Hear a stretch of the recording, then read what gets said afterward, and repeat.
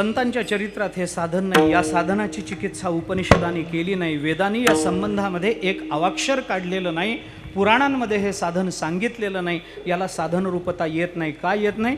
शास्त्रानुमोदित आणि संतानुचरित असेल तरच ते साधन आहे. नाम हे साधन आहे का? तुकोबारांनी केलं ना, अखंड नामचिंतन केलं, रात्री दिवस विचार न करता दिनरजनी हाची धंदा.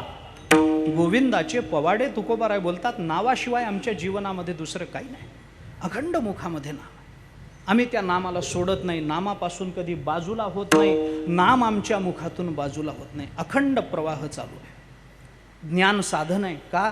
ज्ञानोबारायांनी ज्ञान सांगितलं म्हणून, तुकोबारायांनी ज्ञानाची चिकित्सा केली म्हणून, नाथ महाराजांनी ज्ञानाचा विचार मांडला म्हणून त्याला साधन रूपता आहे. आपल्याला शास्त्रांनी सांगितलं, बाबा ज्ञानानेच ज्ञानादेव तू कैवल्यम, हे उपनिषद बोलतं. ज्ञाने विणे एके उपाय करीसी जितुके, जिये गुंतीसी अधिके रुखी ये, हे ज्ञानोबाराय बोलतात म्हणून. ब्रह्मज्ञान जरी होय उठा उठी तरी का हिंपुटी, वेदशास्त्रे, हे तुकोबाराय बोलतात म्हणून. ज्ञानानेच आपल्याला परमात्म स्वरूपता प्राप्त होते. ज्ञान साधन आहे, योग साधन आहे, कारण ज्ञानोबारायांनी 6व्या अध्यायामध्ये त्याचा विचार मांडला. म्हणून साधन कशाला म्हणावं? साधनेला 3 गोष्टी लागतात. 1, साधन हे साधनाच्या ठिकाणी नियतत्व असलं पाहिजे. 2, शास्त्रानुमोदित आणि संतानुचरित असलं पाहिजे. आणि सर्वात महत्त्वाचा विचार, साधनरूपता साधनेला तेव्हा येते जेव्हा ते साधन हे कालपरिच्छिन्न असतं. ते कालपरिच्छिन्न असलं पाहिजे. साधन संपलं पाहिजे तर त्याला साधन रूपता आहे. जे साधन संपत नाही ना, ते साध्य ठरतं, साधन ठरत नाही. विठ्ठला विठ्ठला.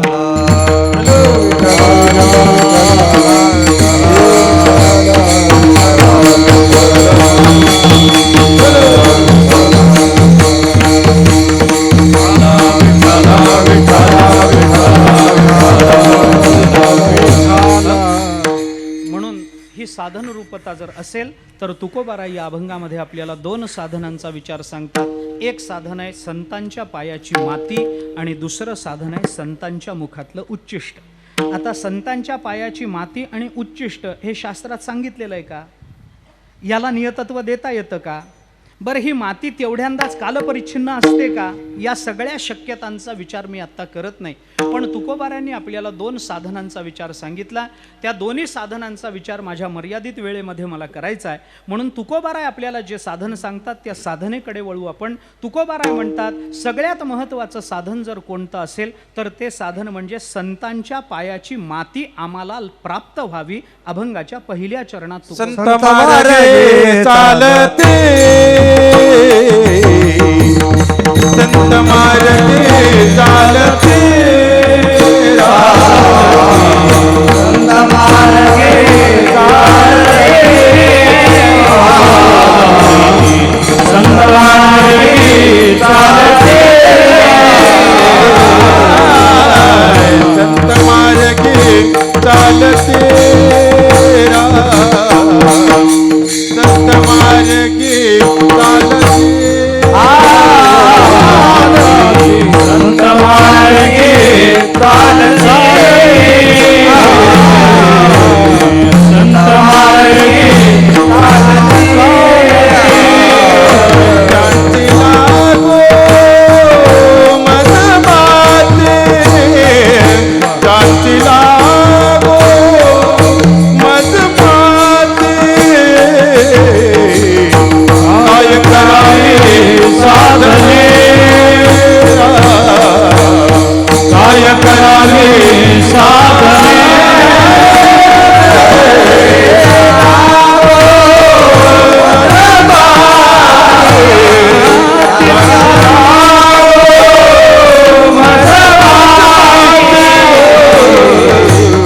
काय करावे साधने, काय करावे साधने.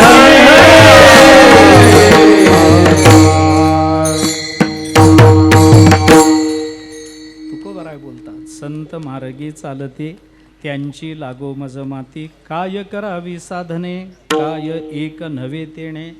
साधनांचा विचार करताना वेदांत दुसरा एक विचार आपल्याला सांगतो, ते म्हणजे कोणत्याही साधनाचा स्वीकार करायचा असेल तर त्या साधनेच्या प्राप्तीकरता एका समांतर साधनेचा विचार असतो. परंतु तुकोबाराय म्हणतात ही दोन साधनं अशी आहेत की त्याला अन्य साधनांची अपेक्षा नाही.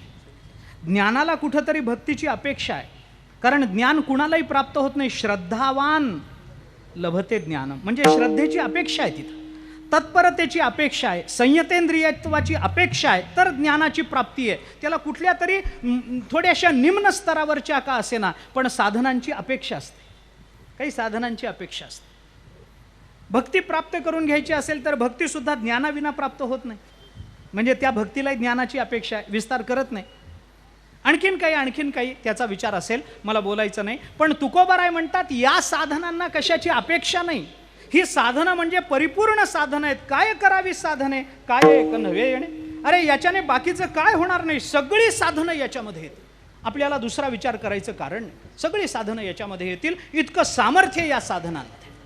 सर्व साधनाची सार, सर्व साधनाची सार, सर्व साधनाची सार, सर्व साधनाची सार, सर्व साधनाची सार, सर्व साधनाची सार, सर्व साधनाची सार, साधनाची उतरे भवसिंधू उतरे साधनाची सार, साधनाची सिंधू उतरे भवसिंधू उतरे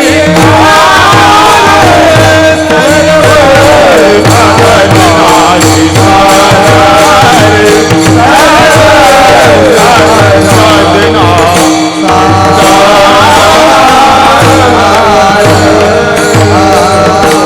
तुकोबाराय बोलतात काही साधनं अशी असतात की त्या साधनांना दुसरी जोड नसते, दुसरी जोड नाही.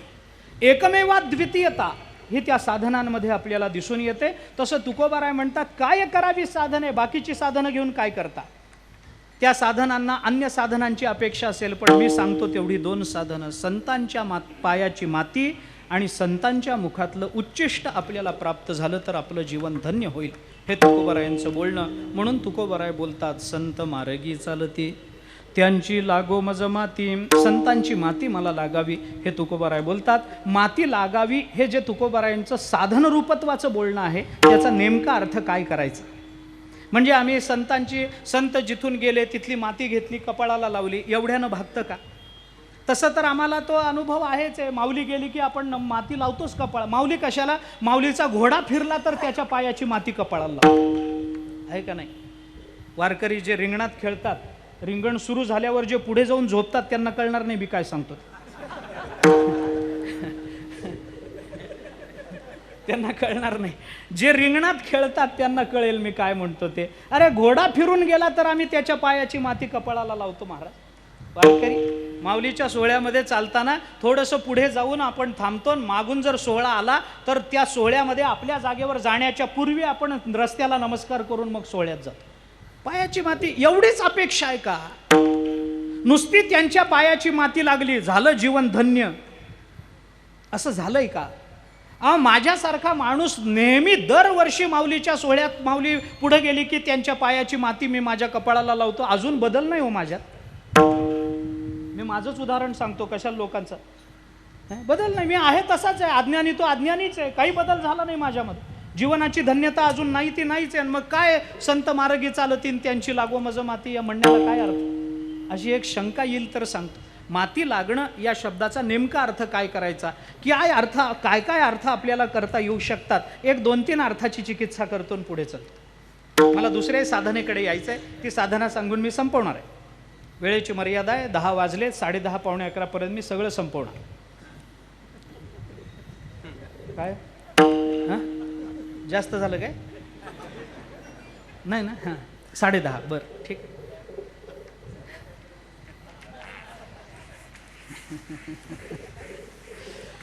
तुमच्या तोंडात साखर पडू. तसं करत नाही. बाकीच्यांना किती धडधड झाली तुम्ही नुसतं बोललात तर. महाराज म्हणले 11:30 गेलं तरी चालत नाही. बाकीचे बघा उठायच्याच विचारात.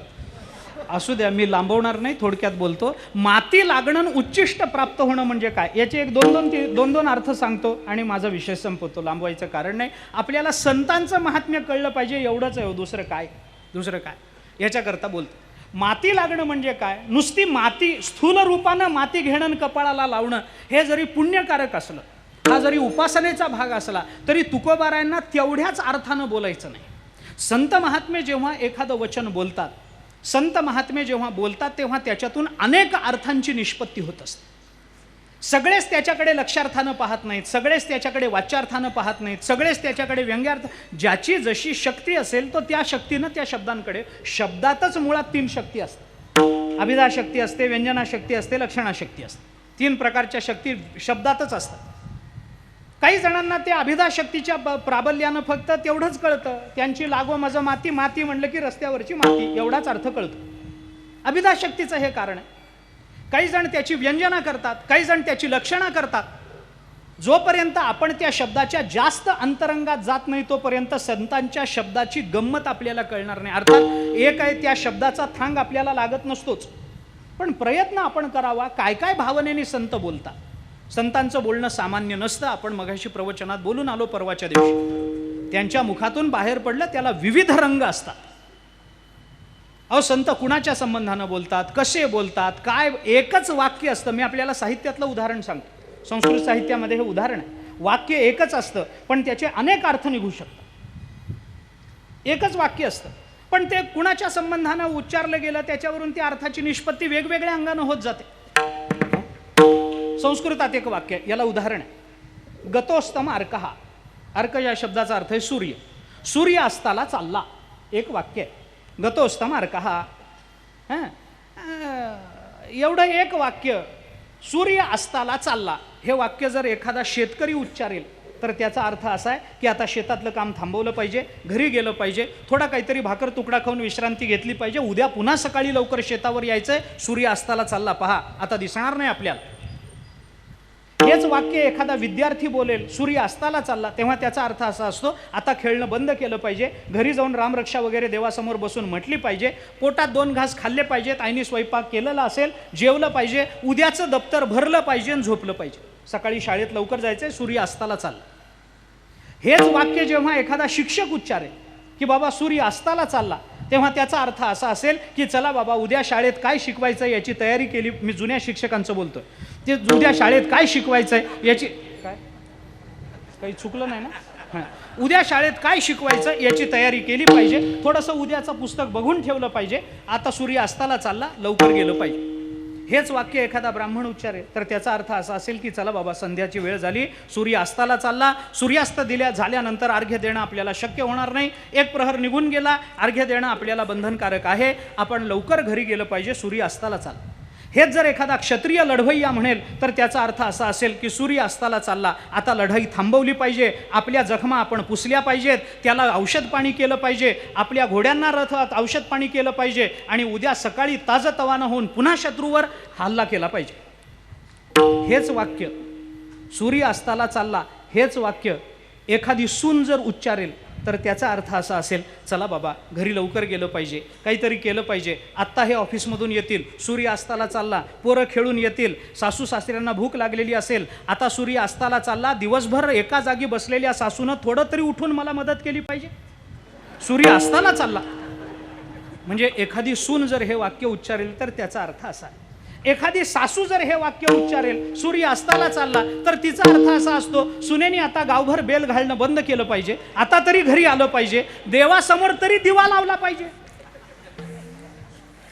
बाकीचं सोडून द्या, निदान देवासमोर तरी दिवा लावला पाहिजे, बाकीचा दिवा लावेल न लावेल देवासमोर दिवा लावला पाहिजे, आम्हाला काही करून घातलं पाहिजे, दिवसभर बाहेर बाहेर बाहेर म्हणजे आम्ही कुणाच्या जीवावर जगावं, आता तरी सुनेनी घरी यावं, सूर्य अस्ताला चालला ना. प्रत्येक आणि हेच वाक्य जर नामदेवराय उच्चारतील तर त्याचा अर्थ असा असेल की ज्ञानोबाराय समाधी घेताय, सूर्य अस्ताला चालला, बस. नामा म्हणे आता लोपला दिनकर, बाप ज्ञानेश्वर समाधीस्थ. बस ज्ञानोबाराय समाधी घेतायत, सूर्य अस्ताला चालला. गेले गेले ज्ञानोबाराय गेले. निवृत्तीनाथ महाराजांनी हाताला धरून त्यांना विवरात नेलं. सूर्य अस्ताला चालला बरं का, सूर्य अस्ताला चालला.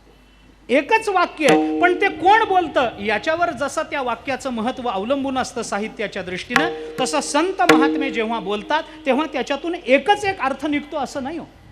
याच अभंगावर आपल्यापैकी दुसरा कोणीतरी एखादा कीर्तनकार कीर्तन करेल तर कदाचित मी सांगतो त्याच्यापेक्षा विलक्षण अर्थ बाहेर काढेल. कदाचित तो आणखीन चांगली प्रमाणं देईल, कदाचित तो आणखीन चांगली ज्ञानेश्वरी या रूपानं सांगेल, कदाचित आणखीन ज्ञानोबा तुकोबारायांच्या शब्दाचा विचार चांगला करू शकेल. प्रत्येकाची प्रतिभा आहे महाराज.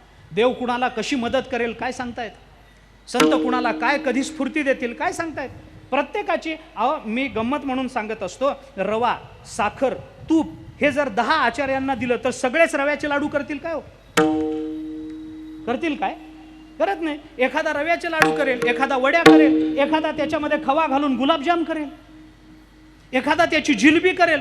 माझ्यासारखा एखादा आचार्य असेल तर साखर काढून टाकून तिखट मीठ घालून त्याचं उपीट करेल. काय माहिती कोण काय करेल ते. प्रत्येकाची बुद्धी वेगळी, प्रत्येकाचं कर्तृत्व वेगळं.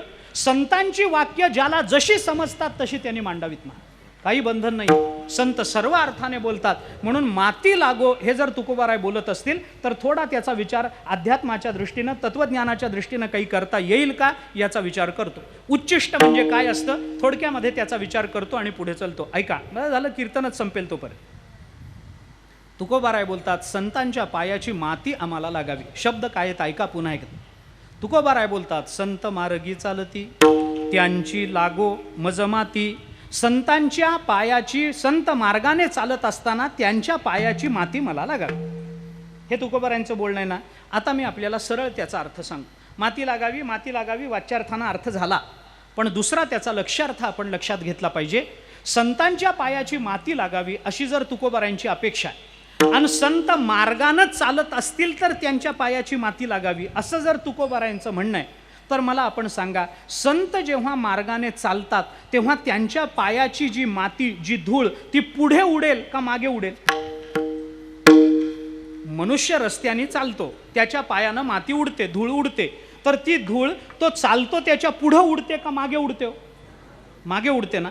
मग तुकोबारायांचं म्हणणं असं आहे, संत मार्गाने चालत असतील आणि त्यांच्या पायाची माती जर मागे उडत असेल तर ती आम्हाला लागावी. याचा अर्थ संत ज्या मार्गाने गेले त्या मार्गाने जाण्याची बुद्धी व्हावी. विठ्ठला विठ्ठला.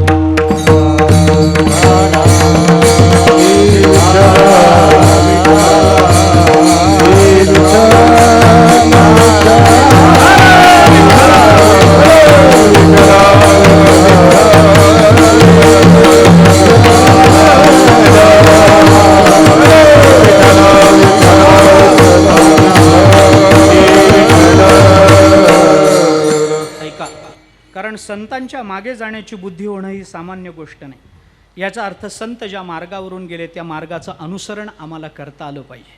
ज्ञानोबाराय बोलतात त्यांच्या मागे जर आम्ही गेलो तर ते ज्या पदावर पोचले त्या पदापर्यंत आम्हाला जाता येईल. आमच्या जीवनाची धन्यता तिथे आहे. ज्ञानोबारायांची भाषा सांगतो ऐका.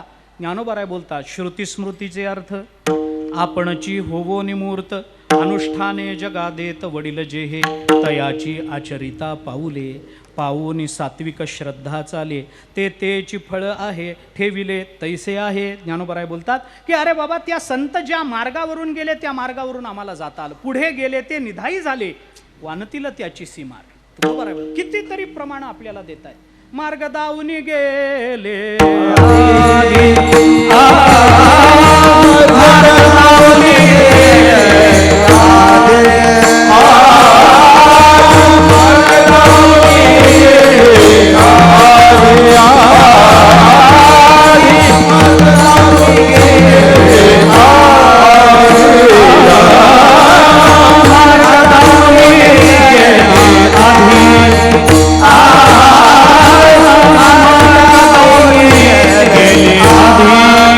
Ah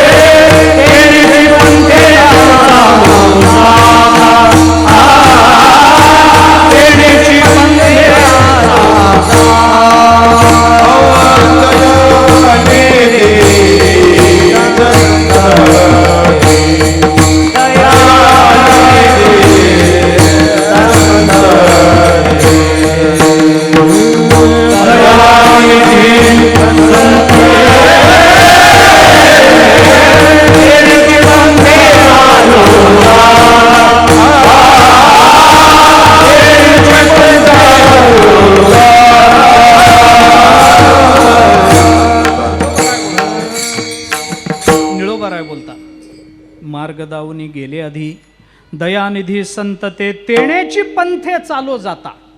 काय त्यांच्या मार्गावरून गेलो, आम्हाला काय कमी पडणार आहे महाराज? काही कमी पडणार नाही. संतांच्या मागून गेलं पाहिजे. असं आहे, मराठीमध्ये 2 शब्द आहे, संतानुसरण आणि संतानुकरण. अनुसरण आणि अनुकरण या दोन्हीलाही अनुप्रत्यय आहे. करण आणि सरण या दोन्हीलाही अनुप्रत्यय आहे. मला व्याकरण सांगायचं नाही, मला बोलायचं आहे. अनुसरण करणं आणि अनुकरण करणं काय फरक आहे? काय फरक? अनुसरण करा, अनुकरण करा, काय फरक आहे? फरक आहे. त्याच्याशिवाय हे 2 शब्द वेगळे झाले नसते. अनुसरण करणं वेगळं असतं, अनुकरण करणं वेगळं असतं. विचाराचं अनुसरण असतं आणि कृतीचं अनुकरण असतं. ऐका, संतांच्या विचाराच्याही मागे जाता आलं पाहिजे. आणि ज्या वेळेला संतांचे विचार आम्हाला कळत नाहीत त्यावेळेला डोळे झाकून ते करतात तसं करावं. आम्ही बाकी विचारच करून. लोक म्हणतात काय आंधळेपणानं चालले कुणाच्याही मागे. मी आपल्याला एक गोष्ट सांगतो, हे आंधळेपण नाही.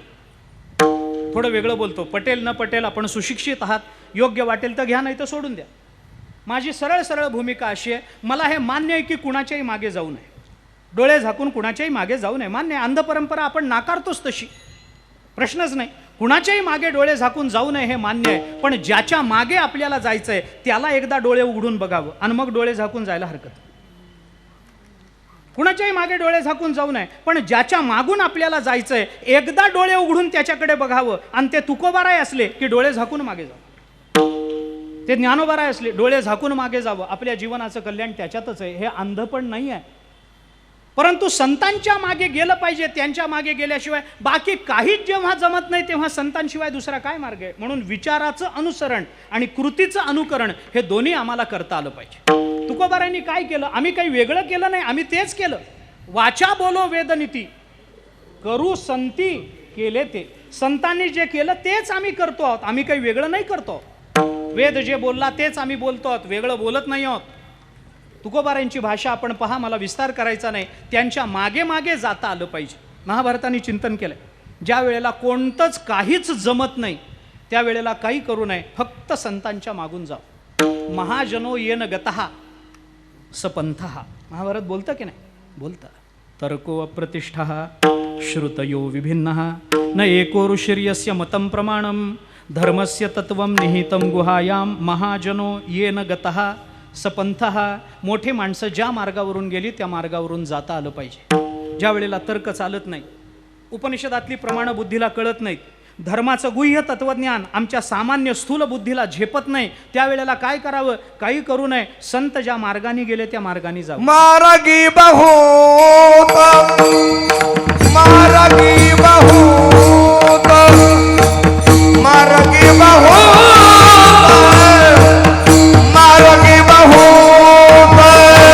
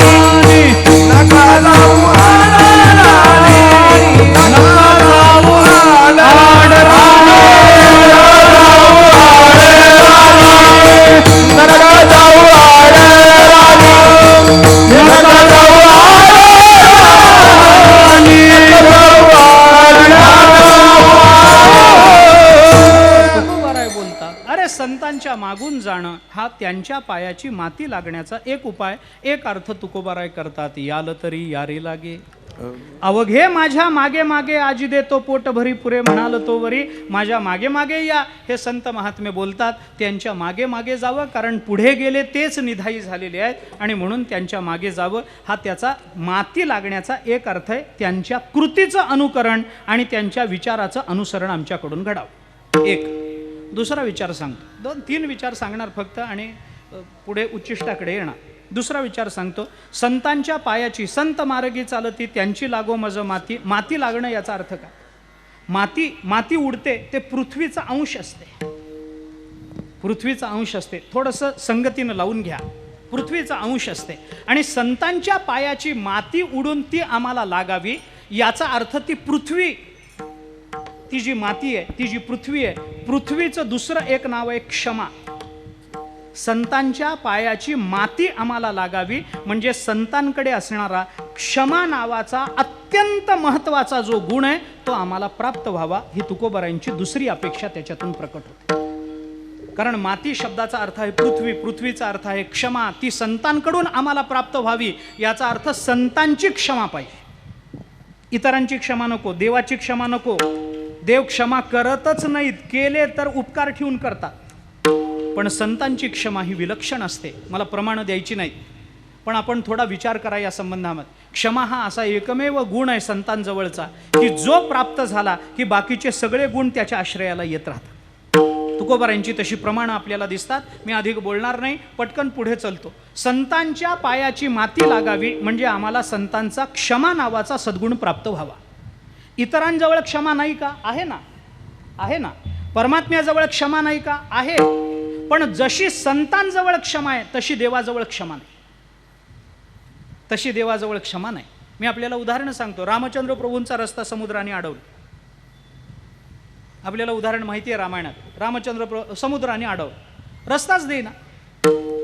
पुष्कळ दिवस गेले, शेवटी रामचंद्र प्रभू चिडले आणि त्यावेळेला रामचंद्र प्रभूंनी लक्ष्मणाला बोलावून एक फार गमतीचं विधान केलं. रामचंद्र प्रभू लक्ष्मणाला म्हणाले, लक्ष्मणा, अरे ह्याच्याकडे आपण दुर्लक्ष करतो आहोत, याचा अर्थ हा फारच शेफारत चालला.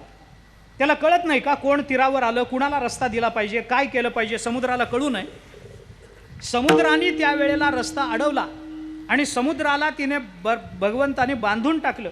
म्हणून मग पुढच्या अवतारामध्ये यमुनेने शहाणपण घेतलं आणि पटकन रस्ता दिला. असं आहे ते समुद्राने रस्ता दिला नाही.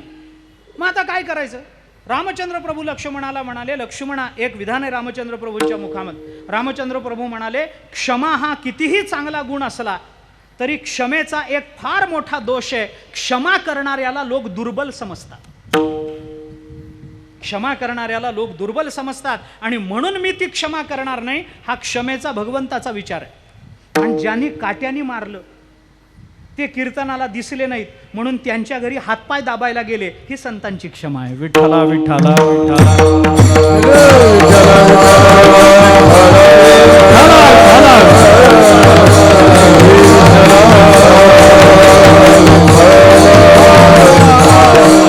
म्हणून तुकोबाराय बोलतात, क्षमा शस्त्र जया नराची हाती. तेथे अरे तो दुर्गुण दुर्विचारी तिथं काय करेल? ज्याच्या अंतःकरणामध्ये क्षमा आहे तिथं कोणी काही करू शकत नाही. म्हणून ती क्षमा आम्हाला प्राप्त व्हावी हे तुकोबारायांचं म्हणणं आहे. तिसरा शेवटचा अर्थ, संतांच्या पायाची माती आम्हाला प्राप्त व्हावी याचा अर्थ तात्विक दृष्टीने बघितला तर संतांच्या पायाची माती म्हणजे ब्रह्मज्ञान असतं. ऐका, संतांच्या पायाची माती म्हणजे परब्रह्माचं यथार्थ ज्ञान असतं. त्या मातीतच ते ज्ञान आहे महाराज, त्या मातीत ज्ञान. अरे संत तिकडं बघतही नाहीत. ज्ञानोबारायांनी 6व्या अध्यायामध्ये म्हटलंय, साधक निघोनी जाये तेथे पाऊलाची ओळ राहे आणि तेथं ठाई ठाई होय आणि मादिक. ज्ञानोबारायांनी चिंतन केलंय, संत रस्त्यावरून चालतात. मनुष्य जर अनवाणी चालला तर मातीमध्ये त्याच्या टाचेचा असा ठसा उमटतो की नाही, खोलगट थोडा ठसा उमटतो. ज्ञानोबाराय म्हणतात, महात्मा जर चालत गेला तर त्याच्या पायाचा जो खोलगट ठसा आहे त्या ठशामध्ये अणिमादिक सिद्धी राहतात.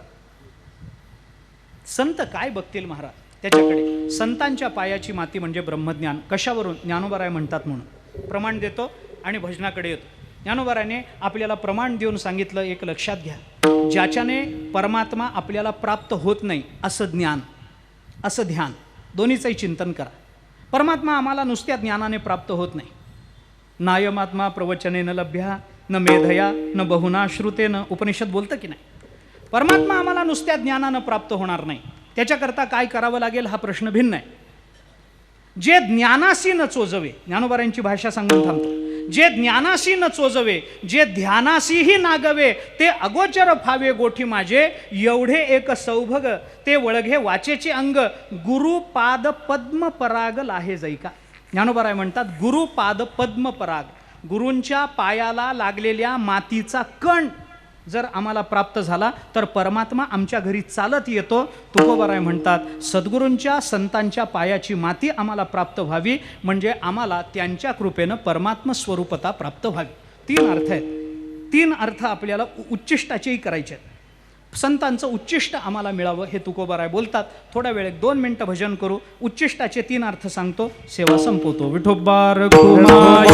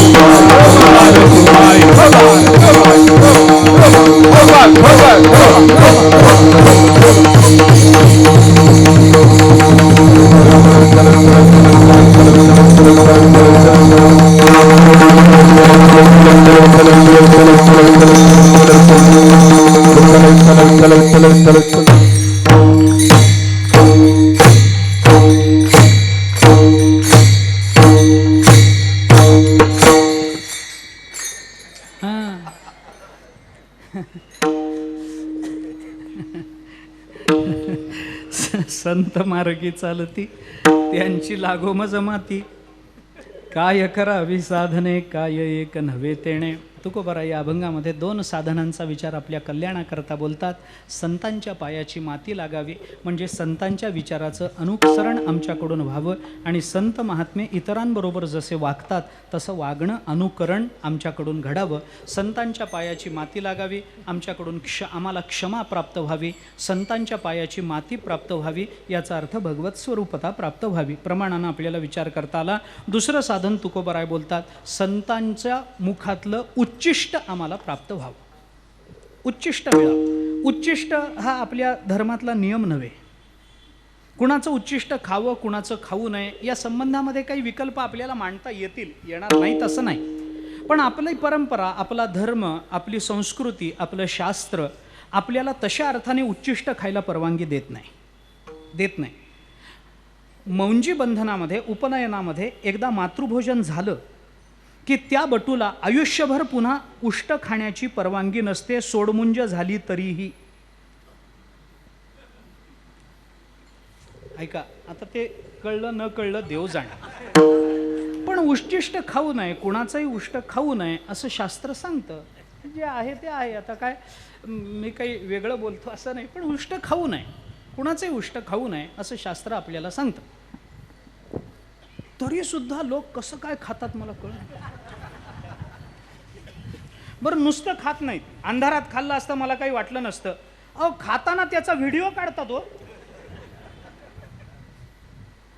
कधी आहे का नाही, माहिती आहे का नाही, अनुभव आहे का नाही, काय त्याच्याने मिळतं, कुठल्या शास्त्रात सांगितलं मला कळतच नाही. म्हणजे विवाह विधीमध्ये असा कुठं विधी आहे की त्याने आपल्या लाडूचा एक तुकडा तोडावा आपल्या पानातला आणि तिच्या तोंडामध्ये तो कोंबावा, आणि तिने आपल्या पानातली जिलबीची एखादी नळी काढावी आणि त्याच्या थोबाडात कोंबावी, असा काही कुठं नियम आहे, कुठं शास्त्र कळतच नाही. सांगितलंय हे कुठून आलंय, या मागे कुणाचा तरी सुपीक मेंदू आहे, त्याच्याशिवाय या असल्या कल्पना बाहेर पडत नाही. विवाह विधीमध्ये कुठंच नाही, पण तरी माणसं करायचे ते करतातच, आणि नाव घेऊन करतात. तो पुन्हा काय त्याला म्हणावं मला कळत नाही. मला त्याच्याने काय होतं हे मला माहिती नाही. काय ते प्रेम वाढतं म्हणतात, वाढो बापडं, आपल्याला काय करायचं वाढू दे, त्यांच्यावर आपलं काय, आपल्याला घेणं देणं. पण कुणाचं उष्ट खाऊ नये याच्यामध्ये नियम आहे. परमात्म्याचं उष्ट खायला परवानगी आहे, श्रीगुरूचे उशिटे खायला परवानगी आहे एका मर्यादेमध्ये. पण उष्ट खाणं, त्यांच्या मुखातलं उष्ट आम्हाला प्राप्त व्हावं याचा नेमका अर्थ काय करायचा. उष्ट मिळावं म्हणजे ते जेवून गेल्यानंतर ज्या पत्राळी राहतात त्या पत्राळीवरचं उष्ट खायला मिळावं, हा तर वाच्यार्थ झाला. आणि तसा नियम आपल्याला पाहता येतो. नारदांनी भागवतामध्ये आपलं जे चरित्र सांगितलं, त्या चरित्रामध्ये सांगितलं की नाही, ते महात्मे आमच्या घरी येऊन राहून गेले, त्यांच्या पत्राळीवरचं उष्ट मी खाल्लं. नारद महर्षी बोलले, संतांच्या पत्राळीवरचं उष्ट खाल्ल्याचा परिणाम नारद महर्षी भक्तिशास्त्राचे आचार्य झाले. पण संतांच्या कुणाच्याही नव्हे, कुठलंही उष्ट खायला शास्त्र परवानगी देत नाही. का देत नाही त्याचा विषय वेगळा, त्याच्याबद्दलची चिकित्सा मी आत्ता करू इच्छित नाही. त्याच्यातले दोष काय, अमुक काय, तमुक काय असेल ते असो धर्मशास्त्राच्या दृष्टीने. परंतु उच्चिष्ट खायचं नसतं. मग तुकोबाराय संतांच्या उच्चिष्टाची भाषा काय करतात. मग उष्ट म्हणजे काय याचा विचार सांगतो. थोडा 1-2 विचार त्याच्यातले सांगतो, वेळेची मर्यादा थोडं कमी करतो. 1-2 विचार त्याच्यातले सांगतो. उष्ट खाणं म्हणजे काय. उष्ट खाणं याचा सरळ अर्थ आहे, उष्ट कशाला म्हणतात. आपण जेवायला बसू, जेवताना आपला एक घास आपण तोंडामध्ये घातला, की आपलं सगळं पान उष्ट झालं. पुन्हा तो हात आपण अन्नाला लावतो की नाही हा प्रश्न नाही आहे. एकदा आपण चित्रावती, आता कोण घालतं मला माहीत नाही, परंतु एकदा आपण पुंडली कवरदा म्हणून बसलो आणि त्याच्यातला एक घास आपण खाल्ला, ते सगळं अन्न उष्ट झालं. तेच नाही, जे शिजवलेलं सगळं शास्त्रदृष्टीने जर बघितलं तर, मला त्याची चिकित्सा करायची नाही, सोडून द्या. उष्ट कशाला म्हणतात. उष्ट या शब्दाचा अर्थ आपण जेवल्यानंतर खाली जे राहतं ते उष्ट. आपलं मुख ज्याला लागतं त्याला उष्ट असं म्हणतात. हात उष्टा झाला का, तर तोंडाला लागला, हात उष्टा झाला. माणसं दात कोरतात जेवण झाल्यावर आणि त्याच हातानं पुन्हा काम करतात. असं नाही, ते उष्ट झालं, त्या हाताने चालत नाही, तो हात धुतला पाहिजे. पण ते जाऊ द्या, आता त्याचा विचारही नको, ते विनाकारण बरेच जणांना लागतं. मग ते कशाला बोला, सोडून द्या. सत्यम ब्रूयात प्रियम ब्रूयात, प्रियही वाटलं पाहिजे. ते सत्य जरी असलं तरी प्रियम ब्रूयात असो. तर ते आपण जे जेवतो त्याला आपलं मुख लागणं, अन्नाला मुख लागणं, अन्न उष्ट होणं, आणि जेवण झाल्यानंतर पानामध्ये जे पडतं शिल्लक राहतं त्यालाही उष्ट म्हणतात. उष्ट खायची परवानगी पत्नीला दिली. पत्नीनं पतीच्या पानामध्ये बसावं. त्याचं जे पान असतं त्या पानामध्ये बसायला हरकत नाही म्हणजे बसलंच पाहिजे असं बंधन नाही. चालतं बसले. काय आहे, पूर्वीच्या काळामध्ये सासवा सुनांना नीट वाढत नव्हत्या. उरलं शिरलं शिळं पाकं सुनांना वाढायचं, सोडून द्यायचं. मग नवरे हुशार होते पूर्वीचे. ते काय करायचे, आपल्या पानामध्ये भरपूर घ्यायचे आणि टाकून द्यायचे. म्हणजे मग काय व्हायचं, बायकोला मिळायचं. मग बायकोला वाटायचं नवरा माझा किती काळजी करतो, मग ते प्रेम वाढायचं. ते जे असेल मग त्याच्यातून पुढं काय होईल ते होईल. पण मला त्याच्या संबंधानं बाकीचा विचार मांडायचा नाही. 3 गोष्टी आहेत. उष्ट शब्दाचे 2 अर्थ आहेत, मुखाला लागणं आणि शिल्लक राहणं. आणि उष्टावळ हा एक शब्द आहे. उष्टावळ आपल्याला काल्याच्या प्रसंगामध्ये ते माहिती आहे, मला त्याचाही विचार करायचा नाही. उष्टावळ म्हणजे काय, पानात जेवताना पानाच्या कडेला जे पडतं त्याला उष्टावळ असं म्हणतात. त्याला म्हणतात उष्टावळ. ते उष्ट नाही, ते उष्टावळ झाले. ते असे 2 प्रकार त्याच्यामध्ये आहेत. तर आता तुकोबाराय म्हणतात त्यांचं उच्चिष्ट आम्हाला प्राप्त व्हावं म्हणजे नेमकं काय मिळायची अपेक्षा. त्यांचं पानात राहिलेलं तुम्हाला मिळावं, त्यांचं मुख लागलेलं तुम्हाला मिळावं. काय नेमका अभिप्रेत अर्थ काय, त्याचे 1-2 अर्थ सांग. पहिला त्याचा अर्थ असा आहे की संतांचं मुख ज्याला लागलेलं आहे ते आम्हाला ग्रहण करायला मिळावं. याचा सरळ अर्थ संतांच्या मुखातून बाहेर पडलेली जी वचनं आहेत त्या वचनांचा आस्वाद आम्हाला घेता यावा. विठ्ठला विठ्ठला.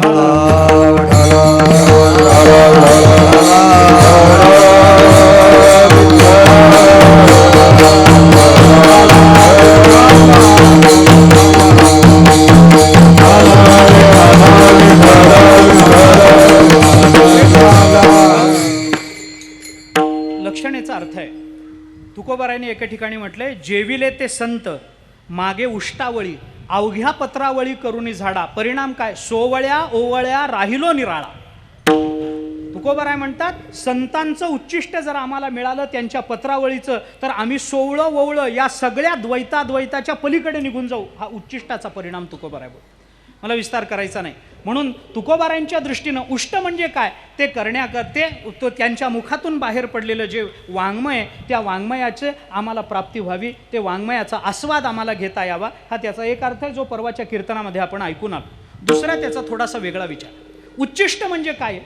उच्चिष्ट म्हणजे काय? उच्चिष्ट म्हणजे पानामध्ये शिल्लक राहिलेलं. आता थोडंसं वेगळं बोलतो.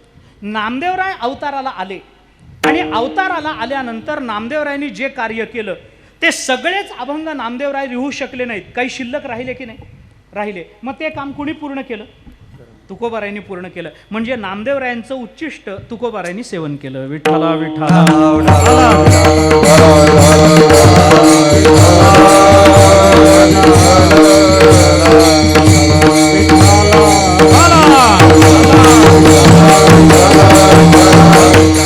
आणि म्हणून तुकोबारायांनी आपल्या अवताराची मीमांसा करताना ही भाषा वापरली.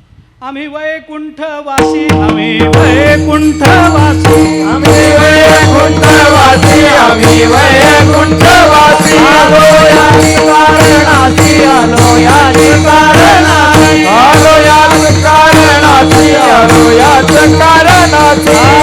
बोलिले जे ऋषी, बोलिले जे ऋषी, बोलिले जे ऋषी, बोलिले जे ऋषी. वर्ताया झाडू संताचे मार्ग, झाडू संताचे मार्ग.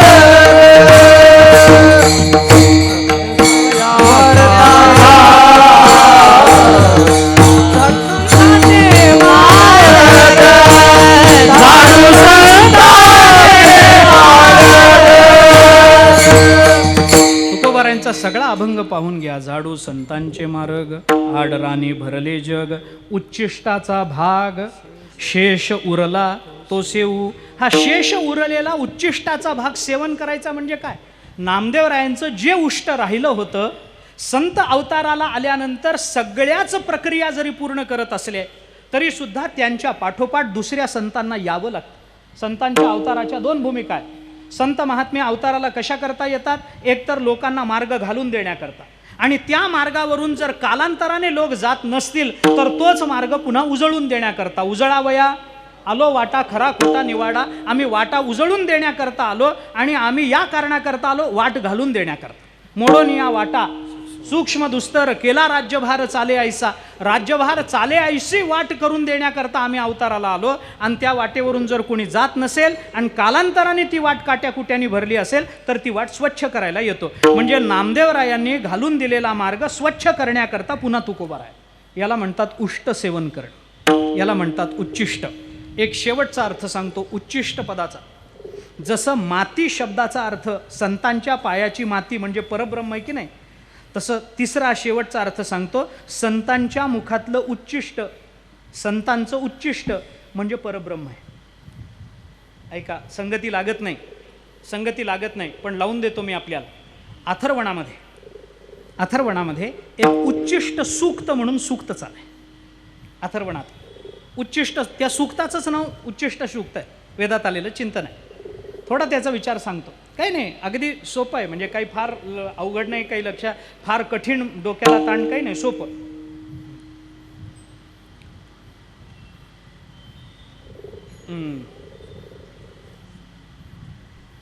उच्चिष्टम नाम रूपम योच्चिष्टम योच्चिष्टम लोक आहितः उच्चिष्ट इंद्रश्च अग्निः विश्वमंतः समाहितम अशी त्या सूक्ताची काहीतरी प्रारंभ आहे. मला आता पूर्ण लक्षात नाही, प्रारंभही पूर्ण लक्षात नाही, पण साधारण प्रारंभ असा आहे. उच्चिष्टम नाम रूपम यो उच्चिष्टे लोक आहितः उच्चिष्ट इंद्रश्च अग्निः विश्वमंतः समाहितम. सगळं विश्व ज्याच्यामध्ये समाहित होतं, जो लोकांचा आधार आहे, इंद्र आणि अग्नीला सुद्धा जो आधार आहे त्याला उच्चिष्ट असं म्हणतात. असा कोण आहे मला सांगा? सुक्ताच्या दृष्टीने जर विचार करायचा झाला तर जो इंद्र अग्नीला आधार आहे, ज्याच्यामुळे अग्नी तापतो. आता कठोपनिषद कुठं सांगत बसू पुन्हा, त्याचा विचार कुठं करत बसू, पण ज्याच्यामुळे सूर्य उगवतो, ज्याच्यामुळे अग्नी तापतो, ज्याच्यामुळे इंद्रचंद्र घाबरतात, आणि एवढंच नाही मृत्युर्धावती पंचमा, ज्याच्यामुळे मृत्यूसुद्धा धावतो. असा कोण आहे मला सांगा ना? फक्त परमात्मा. कशावरून? त्याचं कारण सांग. पुन्हा चला, उष्ट म्हणजे काय असतं? उष्ट म्हणजे काय? आपण जेवल्यानंतर खाली जे शिल्लक राहतं, खाऊन झाल्यानंतर सगळं संपल्यानंतर जे पानामध्ये शिल्लक राहतं त्याला उष्ट असं म्हणतात. खाऊन झाल्यानंतर खाली जे शिल्लक राहतं त्याला उष्ट म्हणतात. किंवा आपलं जेवण संपल्यानंतर जे शिल्लक राहतं त्याला उष्ट म्हणतात. बरोबर? आता मी थोडा वेगळा विचार सांगतो. सगळं खाऊन झाल्यानंतर संपल्यानंतर जे शिल्लक राहतं ते जर उष्ट आहे, तर या विश्वाचा सगळा लय झाल्यानंतर खाली जे शिल्लक राहतं ते उष्ट होईल की नाही? सगळ्या विश्वाचा लय झाला. परमात्म्याने हे सगळं विश्व स्वतःमध्ये समर्पित करून घेतलं. परमात्मा या जगताची उत्पत्ती करतो, परमात्मा या जगताचा आधार राहतो, परमात्मा या जगताच्या लयाला कारण होतो. उपनिषदांनी त्या संबंधामध्ये चिंतन केलं. मला सगळाच विचार विस्तारानं सांगायचा नाही, पण आपण आचार्यांची भाष्य या संबंधामध्ये पहा. सगळं विश्व कुठून निर्माण झालं? परमात्म्यापासूनच. जयापासून सकळ महिमंडळ हे झाले. कोण आहे तो? तो एक पंढरीचा राणा नये अनुमाना श्रुतीस. तो पंढरीचा राणा आहे. परमात्म्यापासून विश्व निर्माण झालं, त्याच्यावरच हे विश्व जगलं आणि त्याच्यातच हे विश्वलयाला गेलं. यतो वायुमानी भूतानि जायन्ते येन जातानि जीवन्ति यत् प्रयन्ति अभिसंविशन्ति तद विजिज्ञासस्व तद्ब्रह्म. परमात्मा अवताराला आला, जेव्हा लय करायचा होता तेव्हा हे सगळं विश्व स्वतःमध्ये समर्पित करून घेतलं. सगळं विश्व स्वतःमध्ये लय करून घेतल्यानंतर खाली काहीतरी उरेलच की नाही? काय उरेल? काय उरेल? सगळं विश्व संपल्यानंतर खाली काय उरेल सांगतो. त्यालाही बघा उपनिषद काय, ओम पूर्णमद पूर्णमिदम पूर्णात पूर्णमुदच्यते पूर्णस्य पूर्णम आदाय. खाली काय? पूर्णम एव अवशिष्यते. ते पूर्ण काय आहे? त्याला म्हणतात परब्रह्म. खाली शिल्लक राहणारं काय? त्याला म्हणतात परब्रह्म. म्हणून खाली जेवून झाल्यानंतर जर खाली काही शिल्लक ठेवायचं राहिलं असेल, त्याला जर उष्ट म्हणायचं असेल, तर आमचा परमात्मा सगळं जेवतो. काय निळोबरांची गवळण सांगू मी आपल्याला. माझ्या मीपणाचा करोनी फराळ उरले खावयासी बैसला सकळ आईसा भुकाळू हा नंदाचा गोवळ यासी न पुरेची ग्रासिता माझा खेळ. आता काय देऊ नसता जवळ.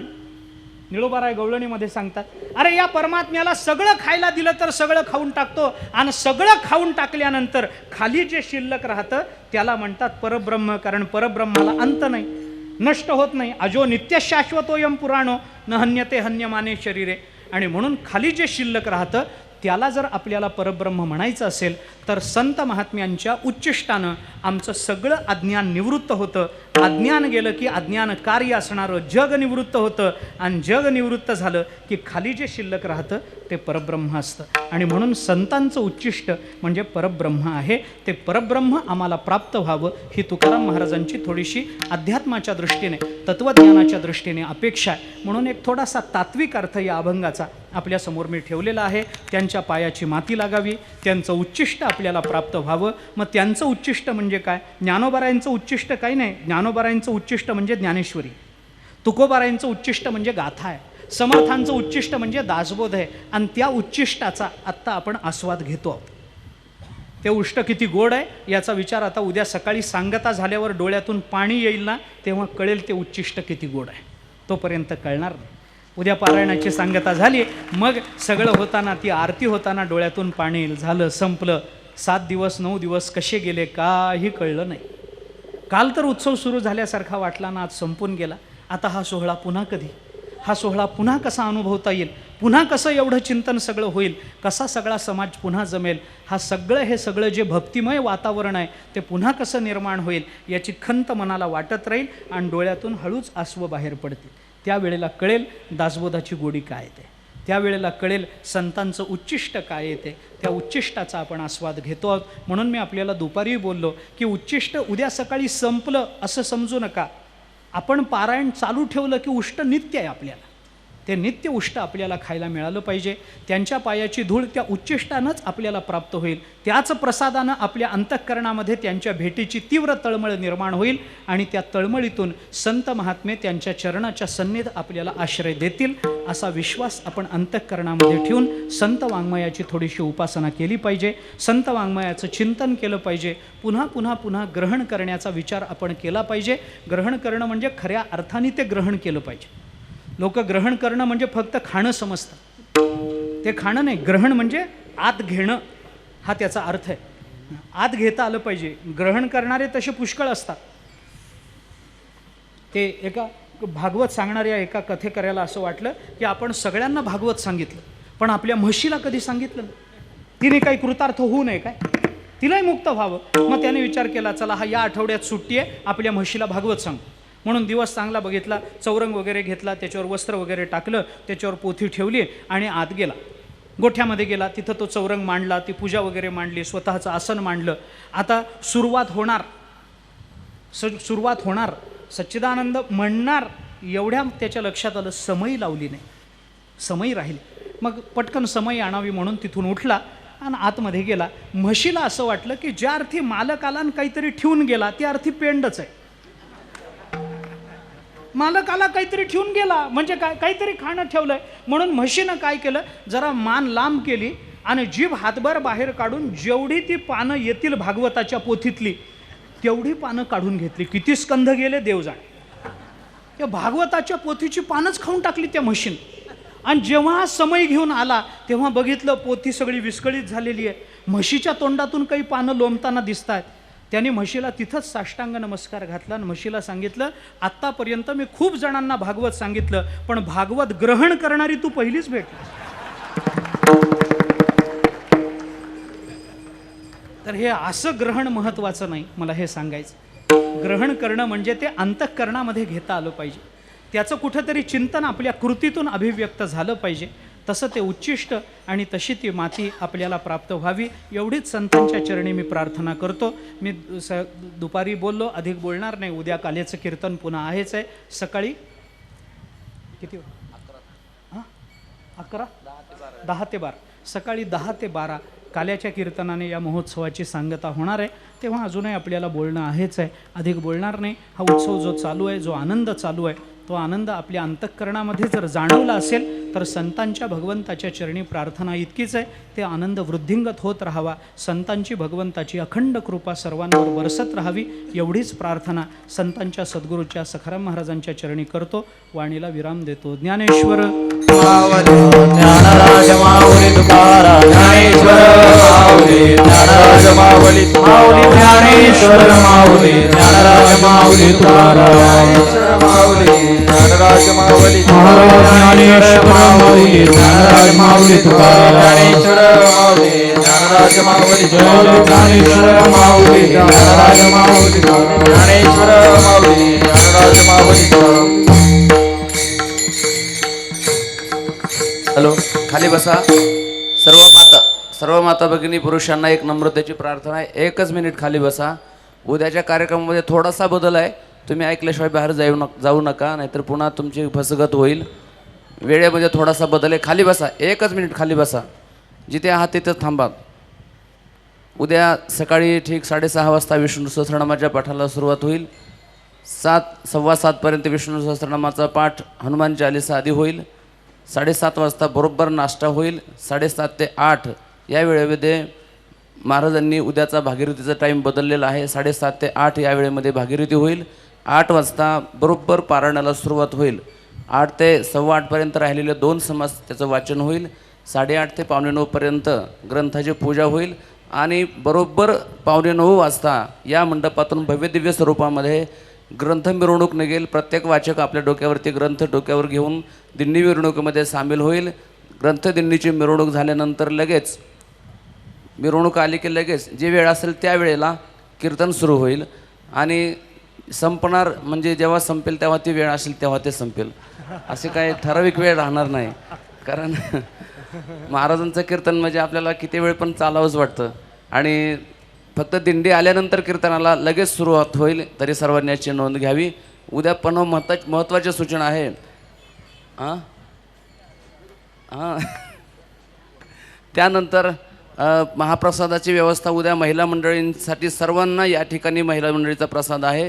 पुरुषांसाठी बाजूच्या मंडपामध्ये व्यवस्था केली. ह्या उद्याच्या सूचना परंतु आज लक्षात यावे म्हणून थोड्याशा दिलेल्या आहेत. महाप्रसाद झाल्याशिवाय कोणी या ठिकाणाहून जायचं नाही, ही सर्व नम्रतेची प्रार्थना आहे.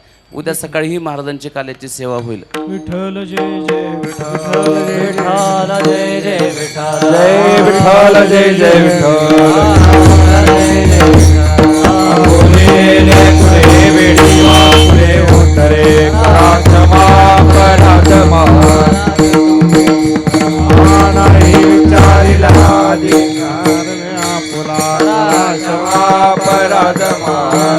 तुम्ही सिद्ध हॅलो, दर्शनासाठी कोणी चौकदार महाराजांना घ्या तिकडे. ज्ञानदेव तुकाराम चौकदार ज्ञानदेव तुकाराम ज्ञानदेव तुकाराम तुकाराम पुंडलिक वरदारी विठ्ठल श्री ज्ञानदेव तुकाराम पंढरीनाथ भगवान की जय. माऊली ज्ञानेश्वर महाराज की जय. जगद्गुरु तुकाराम महाराज की जय. सखाराम महाराज की जय. हो